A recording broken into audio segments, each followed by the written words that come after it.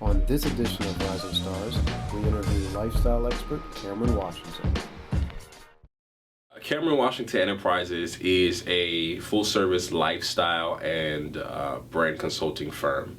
I started the company back in 2003, 2004-ish, and it really just came out of a dream, a vision that I had for the company. One thing about me is I'm a very impulsive person, but impulsive with strategy. And when I get an idea, I'm immediately jumping on it and figuring out how I can make it work. And much like the way that my company started, my background again is in music, but I always had a passion for entertaining and for fashion and really just allowing people to be the best them that they can be. So I was working for a banking firm, and I had a very good job at a very young age, but I wasn't happy in that. I was making good money and I was successful, but my passion for it wasn't there. And I live by a scripture that says, what profit a man to gain the world and lose his soul? And I felt like I was losing my soul. I felt like, I was gaining all of this, I was making good money, but every day I woke up, I wasn't happy. I wasn't excited to go to work, much like a lot of people that are in the world today. So I said, I need to figure out a way that I can, every day I wake up, do what I want to do and love it and enjoy it, and know that even if I wasn't getting paid, that I would still do it. So I was sitting at my desk that day and I started writing in a journal I had brought. And I said, by the end of this journal, I will be fully self-employed. And I took every day that I was at that job and I wrote in that journal what the next move was going to be. Until one day, I was driving an SUV at that time, and I went to a Pep Boys and I put decal letters on the back of my truck that said, CW Event Planning, with my personal cell phone number. And I drove around and hoping, that somebody would see it. And they did. I had it parked, ironically, in the job that I was working. And someone that was driving there, I was an assistant manager at a banking branch, and someone that was pulling out of the drive-thru saw my truck with that number on it, not realizing that I was actually the assistant manager of the bank that they had just drove out of, which is just kind of ironic to me how things happen. So it was a Caucasian woman and her husband who were in the military. They were getting married in New York, and to make a long story short, they ended up hiring me just off of seeing that on the back of my truck, not knowing my experience, but I was able to put that out there and then sell myself. I was able to back up what I had out there. And from there, it just became, a continual progression. I realized that not only did I love event planning, but I loved image consulting and wardrobe styling, which is funny because as a child, I was a horrible dresser. But, over time, I kind of came into my own look and who I was and gained a passion for that.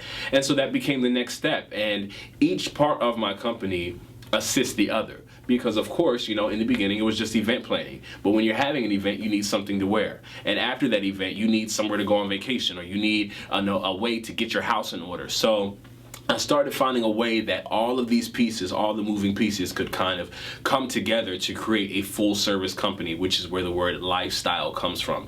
And we embody everything that's a part of your lifestyle: how you dress, how you keep your house, how you're inspired to live life, the events, the special moments that you have in your life. And so I've built a team that assists me in making sure that we can help our clients with that. And from that, once I built that team, I realized that I had a personal passion for not only executing these services, but being able to speak life into other people.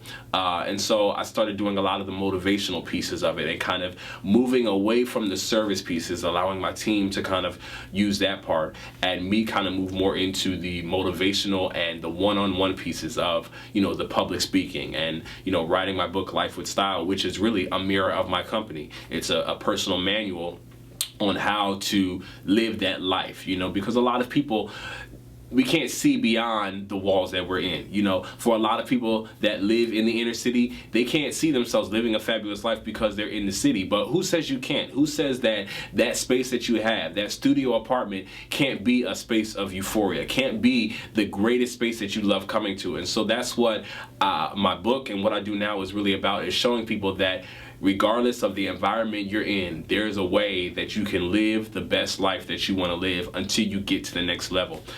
So from there, and we walked into the services, and then I began to move into products, and now again full circle back to the music. And again, if you look at all the pieces, they all kind of fit together. So my goal at the end of the day is to make sure that with everything you're doing in your life, Cameron Washington is a part of it. So whether you are at your event, you're dressed by Cameron Washington. Cameron Washington has produced the event, and not only that, but you're listening to Cameron Washington's music. So branding is a big part of me, and I plan to utilize every gift that I have to make sure that my name can be a part of your life in every single aspect.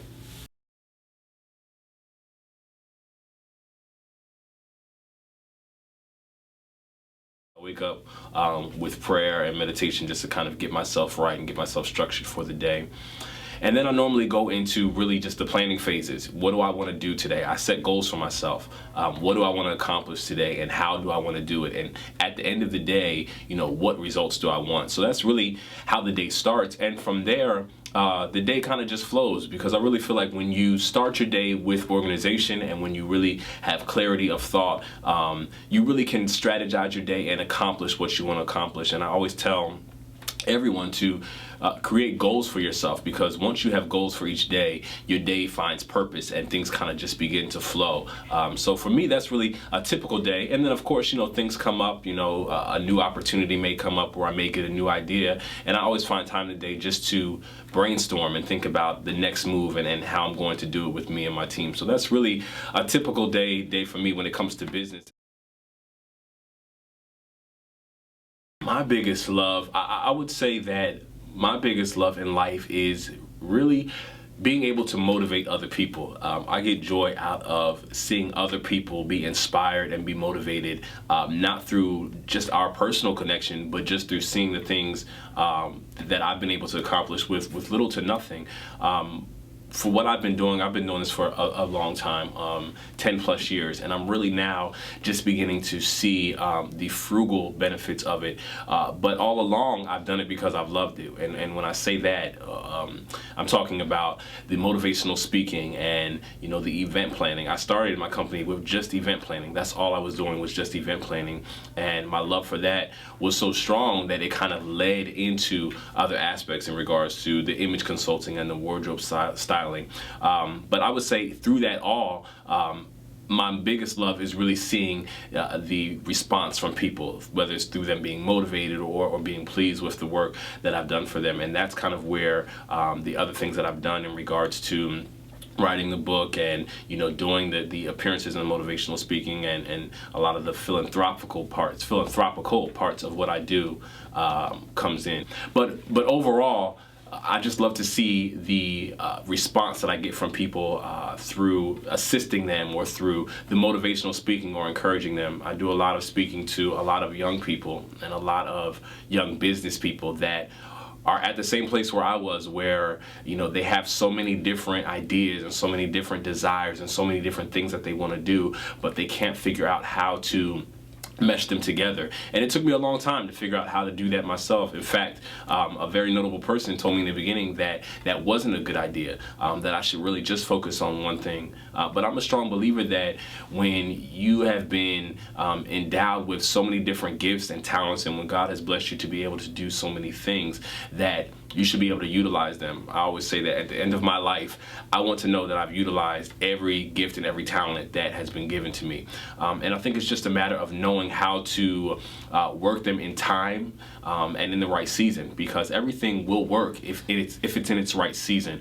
So for me, my love is being able to share that understanding and that knowledge and those growing pains that I've experienced in building my own name and my own brand with others. That's really my biggest love.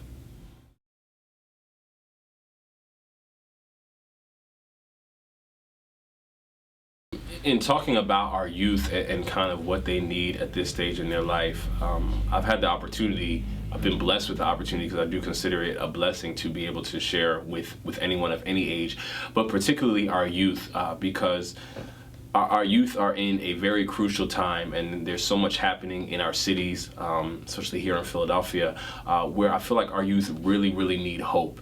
And that hope is being able to see someone that is where they want to be, and not only there, but that's touchable, that they're able to glean from, and that they're able to share. just looking around, and even during the times that I've had a chance to speak to youth at, Temple University and Philadelphia University and those different outlets, I realized that our youth are hungry for success. They want someone that they can see that success in, that they can glean from, and that can motivate them beyond the environment that they're actually living in. Because a lot of times, our youth don't have examples, and the examples that they have are not always the most positive. And I think it goes back to really having those more seasoned people in your life that have really experienced life and have grown from life and can share their experiences. When I was a child, I'm 30 now, but when I was a child, you had those grandmothers and those aunts and those uncles and those mothers in the church that had been there and that had that wisdom, and it's unfortunate, but a lot of our youth, they're having children at a younger age, and they're still babies themselves. And I think that's where we've lost a lot of it, is that the parents now, and this is not to take anything away from great parents, but the age of parents is getting so much younger that they haven't even had a chance to really experience all of life and to be an example to the children that they're having now. So it's almost just a revolving cycle of less wisdom and less knowledge. But I think that if our youth can get with people who have experienced life and have grown from those experiences and have come out of the same environment, because we can always relate to someone that has been where we've been but has transcended above that. So if we can put more of those examples, and I try to share that story with those that I speak to. I don't have the story of so much the rags to riches. I was blessed to live in a good environment. I was blessed to have a family that had success in those things. But I know what it's like to build a career on your own, because I was determined, regardless of the resources given to me and the family that I had, I was determined to do it on my own. So regardless of what environment you come out of, success and being able to get to a place where you're in a positive environment, it starts with you. You have to believe in yourself and go through life and experience and learn from those experiences. So I think our youth really just need more examples, touchable examples, not the television examples, but people that will go to them, people that will take time to speak to them and take them along the journey with them. And so I really think that if our youth can find those examples, and if we as people who are building brands and artists and musicians and creative minds and spiritual leaders can take time out of our day to spend with that, once you plant that seed, once you plant a seed in someone, you may not see the results right away, but that seed is planted and it's eventually going to grow the more you water it. So I think we can plant those seeds. If one person plants that seed of hope and then another person comes along and waters it with a story of success or triumph, then our youth will kind of see life in a different direction. So I think that's really what our youth need today.